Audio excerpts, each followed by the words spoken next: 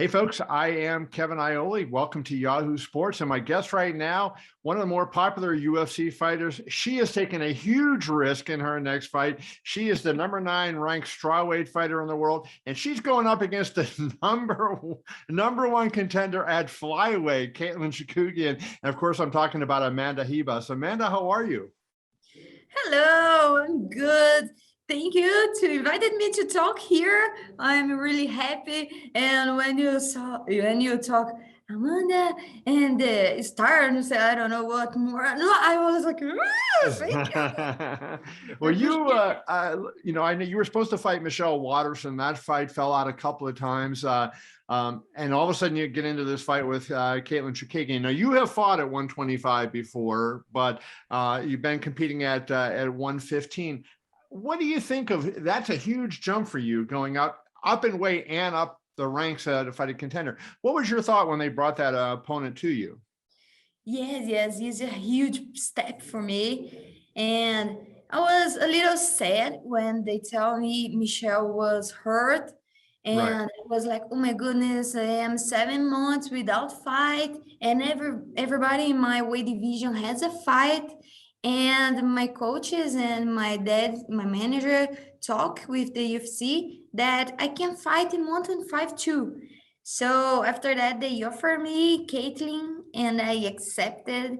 I grabbed this opportunity, this huge opportunity with my hands, my arms, my legs, with everything that I have, because I want to do my best. Amanda, I was saying, you had that unfortunate incident you saw it a couple of years ago where you lost 2 years of your career, even though you did nothing wrong and you were absolved from any blame there. And so I guess that leads to this question. How important is it for you to be active, even taking on a fight against a top contender in another division, rather than sitting out and just, kind of wasting 7 months like you mentioned? Yeah, I think if we stop or we take a long time without fight, we are stopping the life. My life is fight, is my job, so I need to be active, because if I don't do that, another girls are doing, they're getting better and the ranking getting better, and the fight, because training is really different than competition. I need to train to competition, not just train. I need to compete. So for me, it's really important to compete.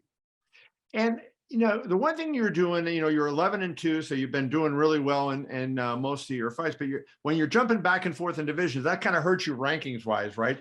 Have you made a commitment to either division, or are you going to just say, okay, I'm going to move to 25 and stay there and go after Valentina, or I'm going to go back to 115 and go after Carla? Have you made that choice to try to make it easier for you? I think everything depends the result of this fight. Of course, my original weight class is 115, but if I do really good, really well in this fight, I will put my energy in 125. What is your take on Katlyn? I mean, she has been really successful, except for her Valentina fight. Since she fought Valentina, she's won 3 in a row, and she seems to be pretty dominant and actually adding to her game. How do you break this fight down? I think I need to find my distance and don't let her enjoy the fight, because I think all fighters, when enjoy the fight, it's a huge fighter. So I can let her enjoy the fight. I need to put my distance, my game, so me enjoy the fight. When you were coming off your loss to Marina Rodriguez, I know you were very confident going into that fight. Did that shake your confidence at all? The fact that she was able to finish you, or did you just kind of chalk it up as one of the things that happens in MMA? No, because like this, I'm in the competition. I'm fight since I'm child, so I know how to lose. I know how to win too, because there is some fighters. I think art martial like MMA, judo, jiu-jitsu, we learn how to win and how to lose. So for me, it's something that happened. I don't like. I hate lose. So for me, it's a thing that I need to learn with my mistakes. I know you come from a family of fighters. Your father is a legendary trainer and fighter, and your brother fights, right? I mean, does that help you having other people in the family? Like, you come from that background. Does it help your attitude and being able to, not get too high or not get too low? Yes, for sure. I think having my fighters family is good because I know how to work the game. I know how is the mind of the fighter, not just woman fighter, but the coach fighter, the men's fighter, the manager fighter. So for me, is I'm feeling in my home because Now, some people would say, having a father who is such a highly regarded coach as your father is, that puts pressure on you to a certain degree, right? Because he's going to expect more out of you than he expects out of anybody else, right? How do you deal with that? And what is the relationship like, now that you're the star UFC fighter? Does that put, kind of put him in the background? Or how does that work? when I was young, I feel a lot of pressure on this because the daughter of the coach, so need to be good, can't lose. Right. But now I'm not too relaxed. But my dad, he's like, Amanda, you are in the UFC, Amanda. Look what you did. So Right. for him, it's like this. So for me, no, I want to be a champion, and I don't see like is his job. I don't see him like just my coach. I see the UFC like my job. So if he is my dad and my coach, okay, I don't care about that. I care about my career, my profession, and I need to be good. I don't think about my coach is my dad now, but when I were young, I also think a lot.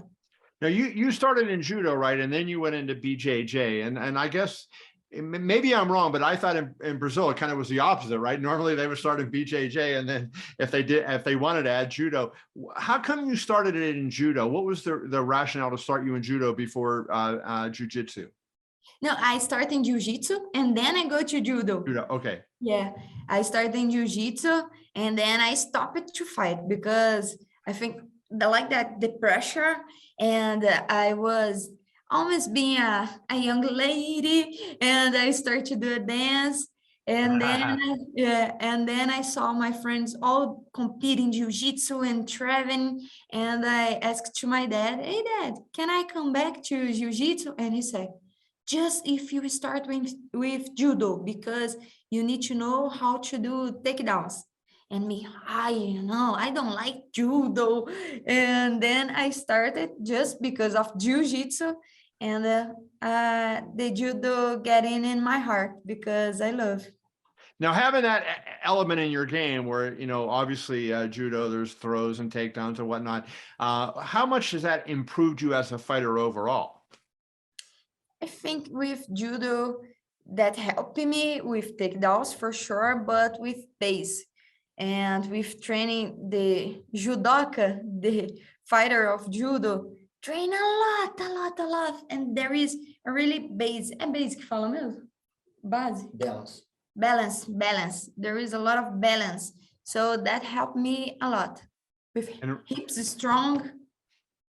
do you feel like do you use a lot of the judo in your fights, or is it just the threat of the judo that helps you? The threat, the fact that you can, they know you can take them down. Does that make a difference that they know you have those takedowns? I think everybody, when it's scary to do something, open